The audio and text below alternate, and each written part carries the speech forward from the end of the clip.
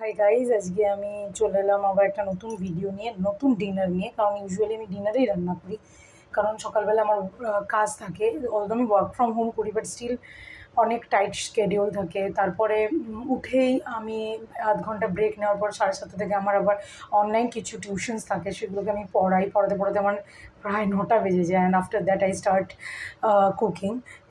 So আজকে দেখো কী করেছি। ভাত, কারণ সারাদিনের পরে এই একটা টাইম একটু তৃপ্তি করে খাই, যদিও আজকের অড কম্বিনেশন। আমি তো এখানে আছে তোমার বেগুন টমেটো ভর্তা, নেক্সট হচ্ছে এটা মাছের মাথার একটা কালিয়া, আর এইটা একটা বানিয়েছি মাছের মাথা সর্ষে দিয়ে, বাট এটা একটু ডিফারেন্ট স্টাইলে। এটা একটু বলে কি বিহারি স্টাইলে দোরাস। আমার বর অ্যাকচুয়ালি অনেক বিহারি ডিশ পছন্দ করে, তার রিজন আমি কখনো পরে বলবো।